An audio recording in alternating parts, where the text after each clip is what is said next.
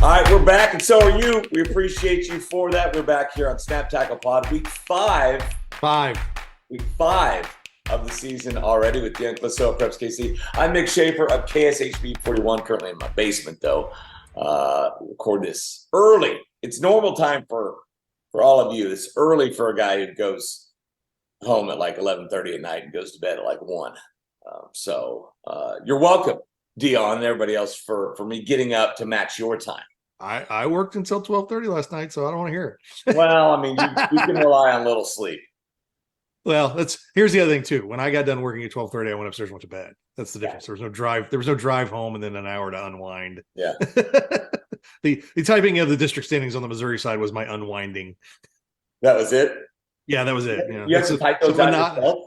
Yeah, I type them in, get them off Misha, and once they get them set up and ready to go. And the original, back when they went to the district thing like 10 years ago, we talked to our developer about having it so when the scores were in, they would automatically figure, but you have to have scores from everybody that everybody's played. It's a 6 degrees of separation thing. So the doesn't matter what your math comes out to be, which the St. Louis Post-Dispatch for a long time would do their own math and tell Misha they were wrong, but it doesn't really matter if your math is different than Misha's math or if your math is correct based on their formula, because it's Misha's, and Misha says that's what it is. That's what it is. So I just go to the source and type those in, which is actually, people like type it in schedules. I could have someone do that, but I have a sense of what the schedules are every year because I type them in. So it's grind work, and I don't think if you wanted to do this job, at least my side of this job, if you didn't somewhat enjoy or not hate some of the grind, you definitely don't want to do it. But it does kind of throw some numbers in your brain, and you kind of have a sense of where teams are in terms of district standings and where they're going to kind of shake out. I'm proud of you. I write stuff down. So I have a planner where I write things down every single day. I plan out things in different colored ink. So I look and say, a lot of cheap stuff today. Or we got some Royal stuff. KU, K-State, whatever. I got the blue, the purple, the black from Mizzou. Very color-coded. Very you actually get to write some stuff down and old school at the same time.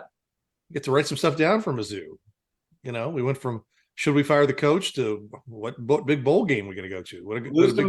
Lose to Memphis, and we'll be back to should we fire. Well, that's true. They're due for a flat performance with Memphis saddled in on a trip to St. Louis between LSU. Now, if they win that game against Memphis, I would assume they would have been ranked. Not sure why one team falls all the way out behind, falls 13 spots and we can't sniff the top 25, but it is what it is. But you'd think that both teams would be ranked, and who knows? LSU, a ranked LSU undefeated, a ranked Missouri undefeated. Game day, Saturday night. I heard all my Mizzou coworkers, by the way, and there's a lot of them in journalism yesterday talk about game day for LSU. Pump the brakes. 1 week at a time. K-State, good win. Yes, very good win. Very good win. And that's a good K-State team. And I'd like to thank them for letting us hang around, because that's what it did. It just let Missouri build confidence. And that's a team at K-State that I think, I don't know, Texas looks pretty good, but they've still got an outside chance. Not an outside chance. They have a chance to win the Big 12, which is saying a lot.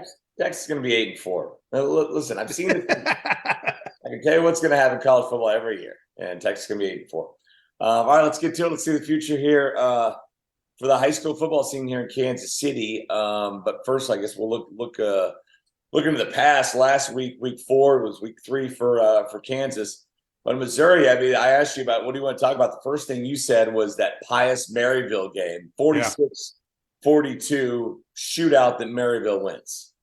Yes. Last week we were able to really kind of flood the zone, so to speak, and cover a lot of games. And it was fantastic. And we worked some things around. And Joe Caroni, who writes for us, lives in North Kansas City. And I asked him, would you like to drive to Maryville? And he said, sure.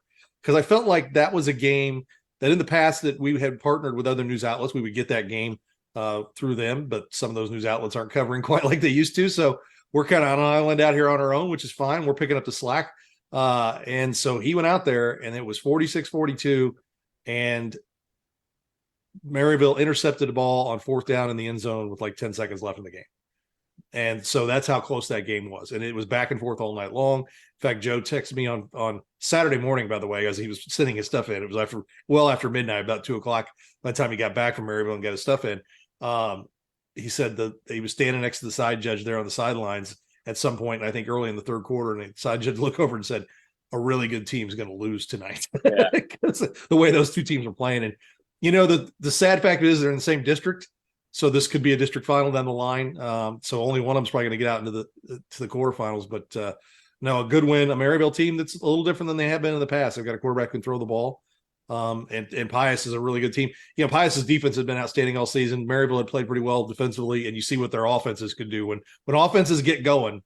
It's tough to stop these days, and an outstanding effort by both teams, and Maryville got the win. Now, congrats on Pius. That looks like another great season in the works for Anthony Simone and company over there. Let's stay in Missouri. We've seen Bentonville come up and beat up on some really good Kansas and Missouri teams at KC over the last few years. This time, Rockhurst goes down to Bentonville and gets a win. How big of a win was that? I think it's a huge win coming off of the loss to Liberty North. The Liberty North loss could have been something that rolled into 2-3. I mean, they go down to Bentonville, maybe they lose. They got Miege this week. They've got Aquinas the week after that. I mean, they were in the middle of, starting off a stretch of some really tough games. Rockhurst schedule's tough. There's no doubt about that. But to go down there and they were leading most of the game, and then Bentonville came back and tied it, and they got a field goal at the end to win it. That is a big test for that team with the guys have been starting, a lot of them since they were sophomores, that showed resiliency, that show that they are veteran guys. They bounced back from that loss on the road to the number 3 team in Class 7A in Arkansas, and a perennial power. Yeah. So that's the biggest class in Arkansas, and they're the number 3 team going in. So huge win for Kelly Donahoe, his staff, and that team, and really that I looked at their run, and it's like you lose to Liberty North, and the one could be 3 or 4 real quick, and now they're rolling into a game with Bishop Miege, who really hasn't been tested at all, and now they've got to feel like, hey, we've been through a tough loss and then won a tough game. Rock's got to feel pretty good about going into this week. Last week, our game of the week for Friday night for us on KSHB 41 was Odessa and Oak Grove. Odessa takes care of Oak Grove, so score 1 for Lafayette County, I guess, huh? Yes. And what they did is what you've got to do against an Oak Grove team that likes to get the ball and run option and kill the clock. They got up on them and made Oak Grove chase, and they never were able to kind of get back into it. 24-10 was the final there. And it shows that Odessa has played a lot of games, even though their numbers are not what Oak Grove's are, and maybe their experience level is not what they are, that a lot of these kids that have been on Odessa, since they were freshmen, have played a lot of extra games in the postseason, and that shows up sometimes. And I'm not saying Odessa, Oak Grove isn't going to be a good team down the line. There's a good chance these two teams will play each other again. But Odessa gets round 1 here in the regular season. Yeah, absolutely. And then one more on the Missouri side I wanted to hit on was Lee Summit. Hey, Lee Summit hung tough with Lee Summit North, but it's like it's been the last couple of weeks with Lee Summit North. They just put away teams, not in flashy fashion or whatever. They just win games. I felt that was maybe the best performance outside of the Liberty North win that Lee Summit North has put in. Because Lee Summit kind of the first half was kind of hanging with them, and then they just put them away in the second half. They didn't do that to Staley the week before, and now they've done it. And so I think that's a good win for them. I mean, they really they've got Blue Valley Northwest this week, which is going to be a good test for them. But I think that shows that might be their most complete victory. Including the one over Liberty North. I mean, it's tough to say that, but I mean, they really spaced themselves out and put a team away like they haven't done all season. Yeah. All right. Over on the Kansas side, I guess I'm the one that's supposed to ask you the questions. But so the question is, what happened with Mill Valley? How was that so close with Shadow Mission Northwest? But I mean, I was there. Well, I was texting with a guy who was there who said that offensively, Mill Valley was the passing game wasn't really working very well, and so Shawnee Mission Northwest just put 8 in the box and said, do something. And and so, look, Shawnee Mission Northwest is a good team. They got some really big and good guys up front. A lot of times the big guys aren't, with the offensive defensive linemen, often the big guys aren't, technically sound. A lot of times the little guys are, but they're little. Like it's the big guys that can play football. And so, take nothing away from them. They had a great defensive game plan. Bo Black can coach some football. But 14-7, the Northwest scored on a pick 6, and they got another interception 2 plays later. But the Mill Valley defense held up, and it might have expose some things for Mill Valley, but definitely might have them working on some things moving forward to Gardner this week. Yeah, and I'm going to ask Joel when he comes on the show this week the same thing he kind of had last year. He said, sometimes you need a loss of that close win so the kids will kind of snap out of it and listen to what you're trying to tell them. And he doesn't necessarily, he doesn't want to lose any games, but he doesn't necessarily think that losses can be a bad thing, and especially that game, which was much closer than I think a lot of people thought. But like you said, Shawnee Mission Northwest is a team loaded with juniors. A lot of those sophomores played last year, and I think Maliko Adis masked a lot of the youth they had last year because they could just give him the ball and get him some space, and he made big plays. But I think that's a Shawnee Mission Northwest team that, as the season goes on, is going to get better and better. And I think that was a good effort for them. They had Mill Valley and Olathe North back-to-back weeks. That's not an easy task, and they played better the second week than they did the first. They played pretty solid against Olathe North the week before. No, both games were. I mean, I watched the Olathe North game as well. Both were back and forth. I mean, if you were paying attention to the score for both games, you're like, okay, this I don't know who's winning. This is a close game, and they were both close games. And so, Mill Valley survives, but Shawnee Mission Northwest, that's a team that can. I mean, whether they're 1-2 now, but I think that's a team that can get to 5 wins in the regular season at least, and then win a couple, make a run in the postseason as well. And what could be kind of an open east side of the 6A bracket. We'll get to that Mill Valley Gardner game coming up. But one more. Listen, I was at Blue Valley West on Thursday and saw Blue Valley Southwest handle a good Blue Valley West team. Southwest as a defense, they got a great quarterback. They got a lot of nice pieces there. Are you a believer in Southwest this year? Well, and we'll talk more about this game later, but they've got a good game this week with Spring Hill. That's a physical team, likes to run the ball, so it's a little different. It's a similar test because I think they want to do that at Blue Valley West, but that's impressive to me to bounce back off the Miege loss. It kind of validates the win over Blue Valley in week 1, and I like Blue Valley West. It's a team that was back and forth with Aquinas in week 1, and that's Nagy's the play, man. Matt Nagy's son. Yeah, Sage Huffman. Their tailback is the all-time leading rusher at Blue Valley West. And so now they've got a lot of nice pieces at Blue Valley West. So the way that Southwest won is the most impressive thing. Not that they won because I think that that was a toss-up game, but the way they won. And they're definitely showing some things. I mean, this is easily the best team under Anthony Ork. Like I said, I was reminded last week that in 2012, they had a pretty good team. They were in 4A in the old district system. And I think they won a couple games in the postseason and won a district. So, that was a good under Bill Lowe. That original team that was sophomores when they started by the time they were seniors was a really good group. But this may be the best or second best team in Blue Valley Southwest history.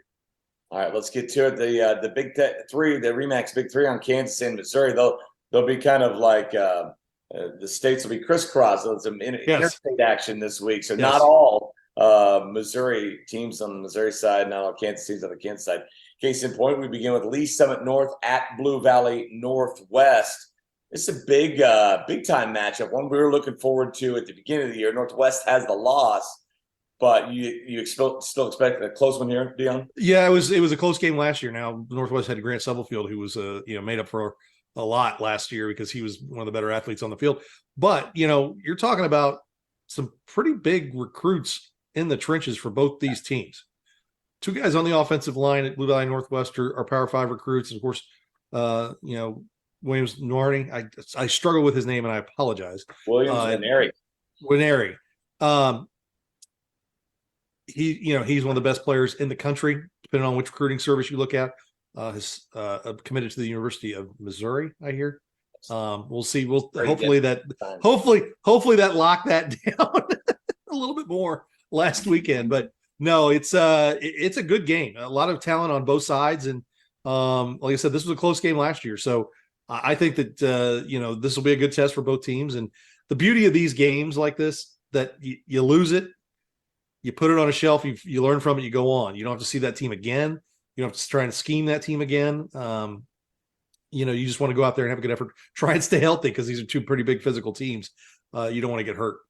Yeah, absolutely. And D1 guys from Blue Valley Northwest, 2 on the offensive line, and we had the tight end going to Iowa as well. And so Hoffman, is that the Hoffman kid? Is that Hoffman? And so talent all over the field at Blue Valley Northwest. That game is at Blue Valley Northwest. Yes. Jack BB Deck actually at their building. Yeah. Another game you mentioned already, Spring Hill takes on Blue Valley Southwest, contrasting styles here this week. Yes.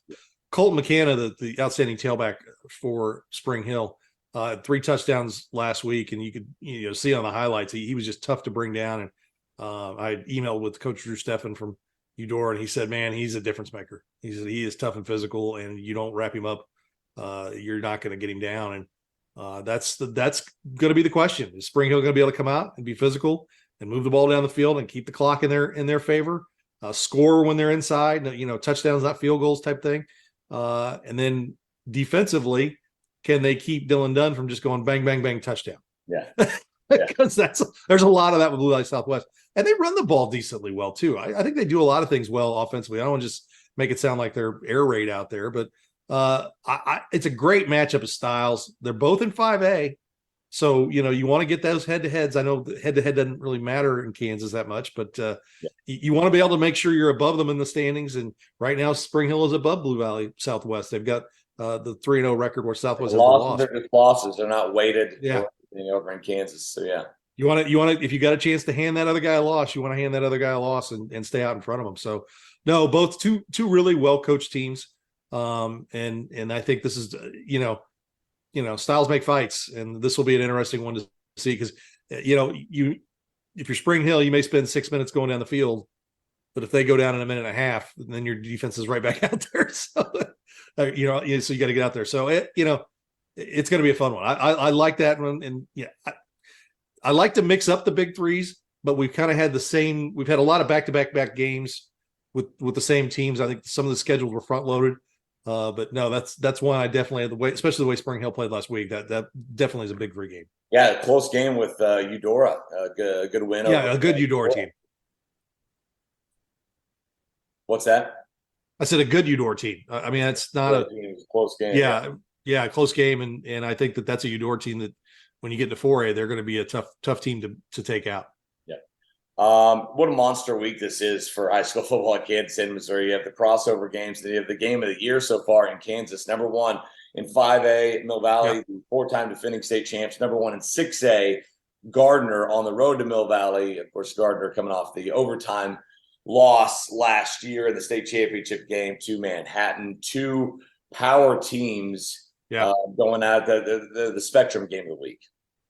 And defenses that have really not allowed much at all. And you talk about, the only score in the Mill Valley game last week was a pick 6 by the Shawnee Mission Northwest defense. So technically that defense was a shutout. For both these teams is not allowed a touchdown.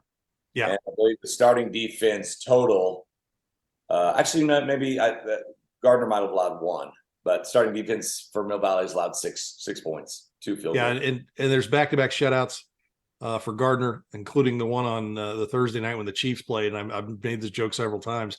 Gardner played like they wanted to get home not too long after the 7:20 kickoff because they were up 50-something-0 over a Shawnee Mission East team that took Lawrence to all the way to the end in overtime last week. So I think that definitely, Gardner's rolling.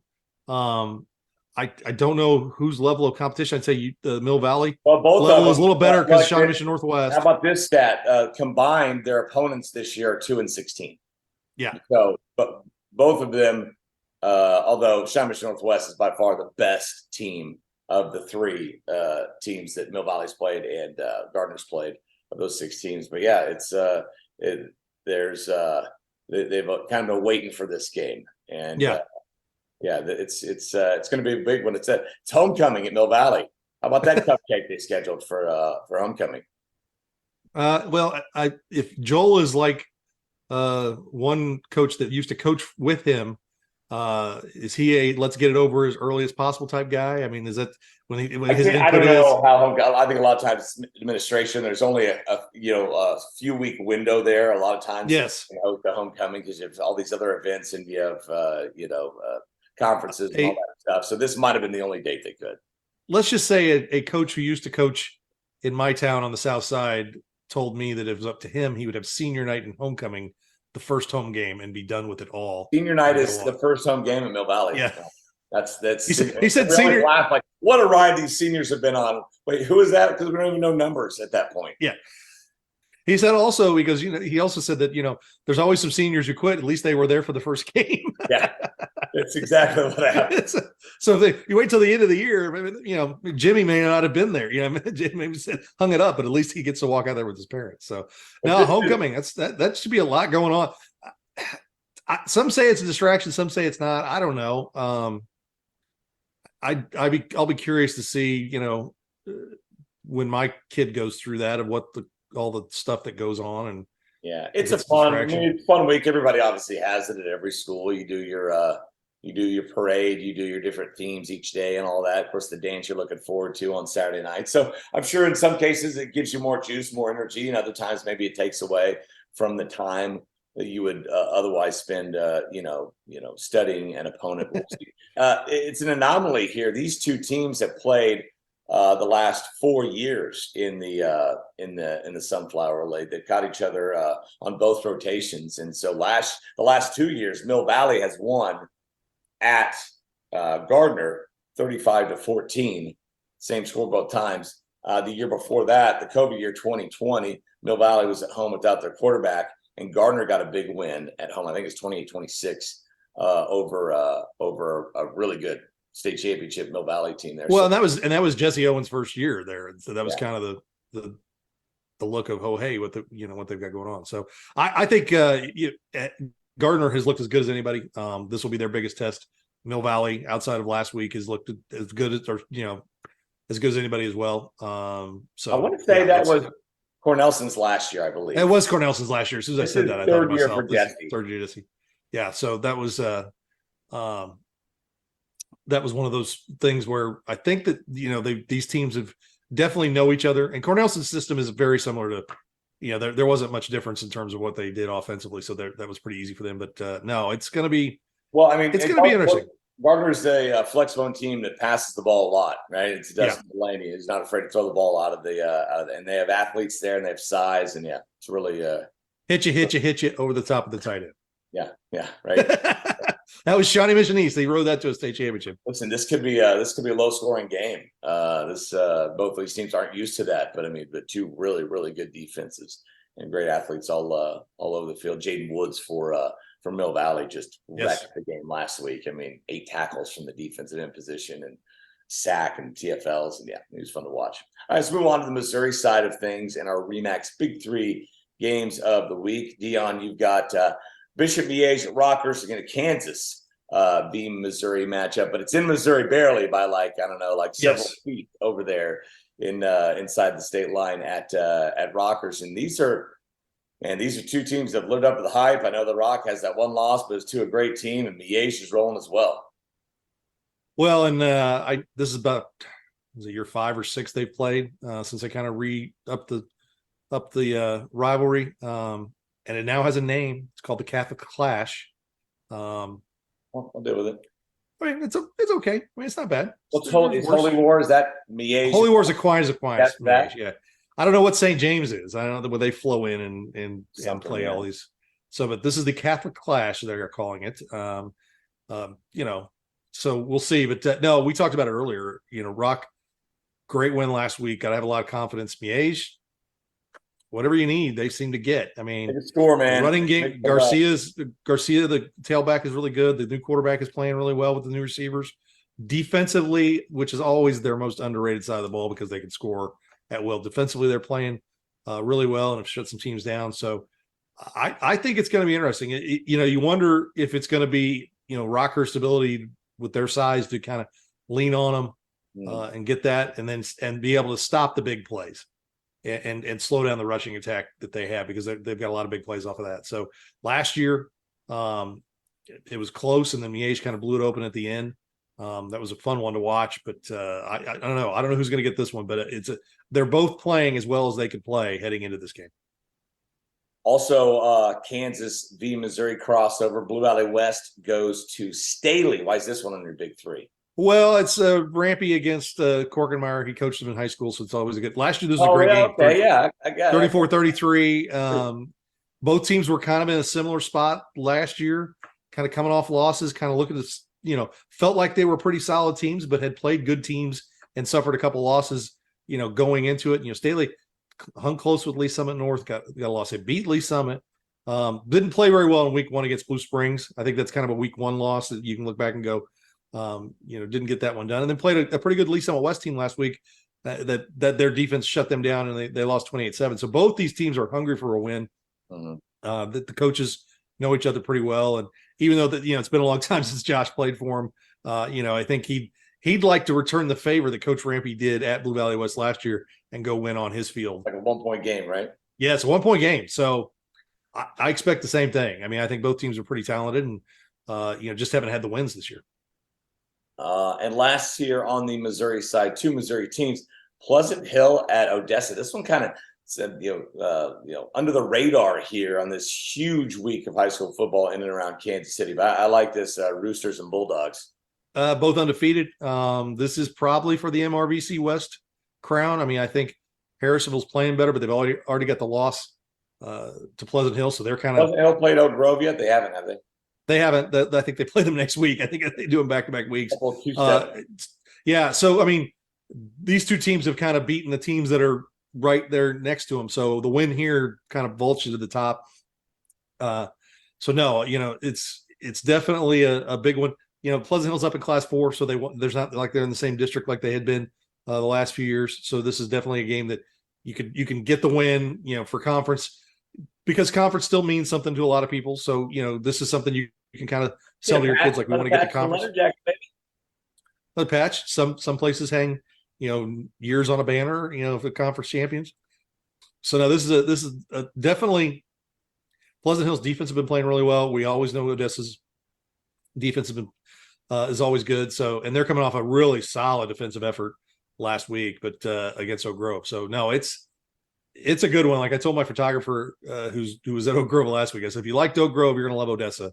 So he's going back down there this week, which, yeah, he's an old Examiner guy. So him and I both have done some time on both those sidelines in Oak Grove and Odessa.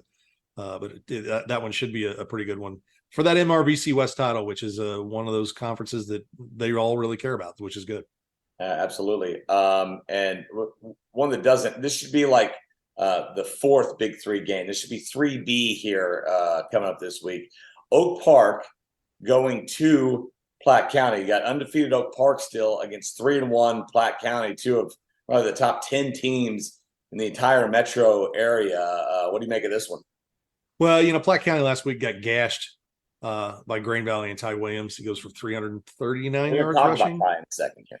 Yeah. And so I think their defense, which is the strength of that team, feels like they need to bounce back. I don't know if Oak Park's the team that you look to bounce back against. You've got to solve some things really quickly. And offensively, they were they're sophomores, so there's going to be ups and downs. So I think it's Platte County is going to look to bounce back, but Oak Park, man, they've just been rolling along.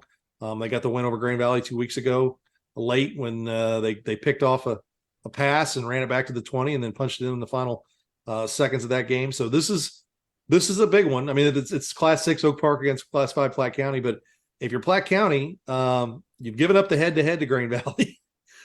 So you definitely want to get in there and get some bonus points if you can, if you could knock off a Class 6 Oak Park. All right. Hey, let's look ahead. Who are some names that we could throw in the Simone hat at this point in the season? And is Ty Williams at the top of that list? I think so. I mean, he's the running back. He's got running back Grain Valley had 339 yards rushing, 5 rushing touchdowns, another receiving touchdown. I think he's got 15 total now in 4 games between receiving and rushing. He's on a pace for pretty much 2,000 yards. He's averaging 215 yards a game. By the way, he looks like he's a bowling ball. He's a tank. He's tough to get down. And I think talking to some of the people around the Platte County program, nobody within the Platte County program, people who covered the Platte County program, felt like that there was a lot of arm tackling going on. But as Cole Young and I were talking yesterday, he said tackling Ty Williams is definitely it's a business decision. And I don't know how many of those Platte County kids decided that that's the hill they wanted to die on Friday night. And but no, I think he's definitely they got Blue Spring South this week. An 0-4 Blue Spring South that is finding itself on the other side of what they were last year. They won a lot of toss-up games, and this year they're kind of on the other side of it. So no, it's they've got to keep it rolling. If you're Grain Valley, you don't want to step back. You've already got the 1 loss, and Ty Williams is a big part of what they do. Not to be outdone, TJ Porter got 6 TDs for Olathe North last week. he doesn't have the yardage that Ty does, but he is a touchdown machine for that team. But the thing about TJ is that there was a great quote that he had, and then he talked to Coach McCartney about the longest run of the game was an 85-yarder that TJ is the one that blocked and sprung the other tailback. Really? Yeah. So I mean, he's kind of doing a little bit of everything for them. Tillman, the quarterback at Liberty North, Elijah Leonard, the quarterback at Lee Summit North. Those are some good receiver at Neil Smith's son, Keelan. Yeah, for the Taylor, there's a lot of good players for the Taylor. I mean, Keelan Smith, Isaiah Mosey. That's going to be a deep list. So no, there's some. Panky, the tailback at Oak Park, is going to as they continue to win, he's going to put up good numbers. They haven't had some. There's a lot of these guys may not have quite the numbers that Ty Williams from Green Valley has right now, but they've needed him to score as much as they have because their defense is kind of banged up and they need that offense to score points, and Ty's had to do it. So that's definitely why he's kind of jumped. Now he's averaging 10 yards a carry. It's not like he's 5 yards a carry and you're giving it to him 40 times a game. I mean, he's putting up some big numbers there, but no, I think those are some guys right there that kind of go, and I think it'll be interesting to see that some people will shake out as the season goes on, but those are some names right there. We're going to have a Simone watch up, our first one, just with some names and some guys here later this week. But we're getting there. I talked to Charlie Simone yesterday, where the meetings are starting, so it's trying to get on it a little earlier this year. But no, it's definitely going to be a fun way to see. I mean, Green Valley's never had anybody. They haven't been up in the big classes that long, so they've never had anyone even come close to be considered for that award, and so no, it's definitely interesting to see them. But some others, the Liberty Norths and the Lee Summit Norths have been had some people up there, and of course those guys there. But that'll be interesting. One last shout out. This is my Raytown South hat. The Raytown South, which I think won 3 games in the last 4 years, maybe. They were 0-10 a couple times. I think, last week. Beat their rival Raytown 7-0. Yep. I'm here for defensive battles. Let's go. Yes, and that's the side of the ball that had like 10 starters back.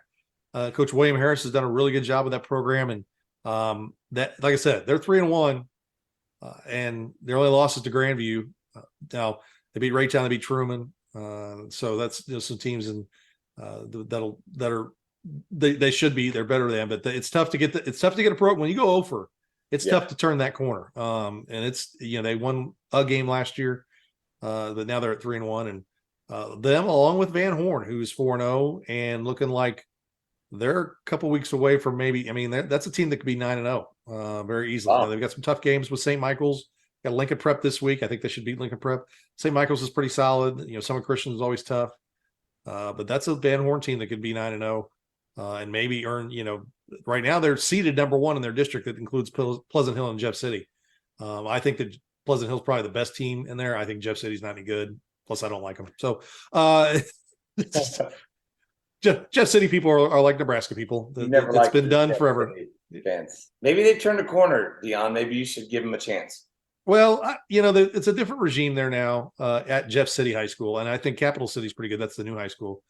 I just know that in the last 10 years when they've come up here and played, they haven't, for all the bluster that Jeff City has had in the last 40 years, they really haven't been good for 20.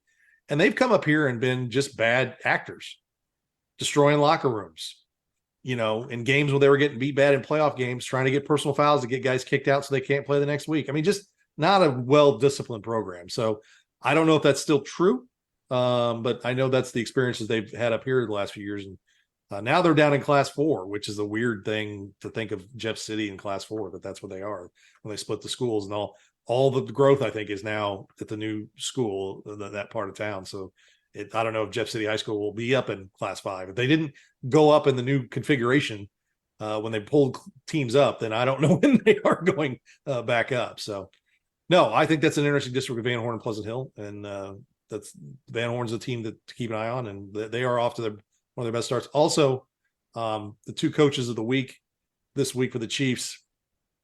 Who are they? And that it's going to be Cam Smith from Washington beat Bonner. We thought that they were 0-7 all time. since 2005, I think was the first time in 8 times they'd beaten him. They're off to their best start since 2005 at 3-0, and also St. Joe Central 4-0, off to their best start since 1986. Oh wow! Yeah, so 4-0 and like yeah, it's years. the St. Joe Central. The problem that St. Joe Central ran into is that they would bounce up, and when there was 3 suburban conferences, they would bounce up into the big, and they were like, there'd be the big 6 or so, and then they'd be the 7th one, and they were not as, so they were penciled in for 4 and 5 losses every year, playing Blue Springs and Lee Summit and Blue Springs South and teams like that. So they were always kind of the small one, and they would they've always had talent. Coach Trotter, Reggie Trotter, who's been there the last 5 years, they finally settled that program down, and he's done a fantastic job. So shout out to both those programs. All right, sounds good. We've done all the damage we can. Enjoy your games on Friday night. Check out prepskc.com for all the scores, all the stories, all that stuff. Then turn on KSHB 41 to catch Dion and his bright, shining face, and that in that same location, that same background, spot. Everything, probably same computer, all that stuff. Xfinity Studios, powered by Xfinity. I'll be watching, but I will not be part of the broadcast. I'll be at. Millbats have played some long games lately, so we get home like almost, just in time. Road, come right on time to turn on KSHB and watch Under the Lights with Aaron Ladd and Dion Clisso. Been a good run so far. I'm proud of you guys. Well done. You haven't thanks or anything. Good job. Yep. We no cussing so far. Fingers crossed. Fingers crossed. Never know. Now we're 2 Mizzou guys. That helps. That is true. You should be happy. Yeah. All right, guys. For Dion and Mick, we'll see you next time on Step Tackle.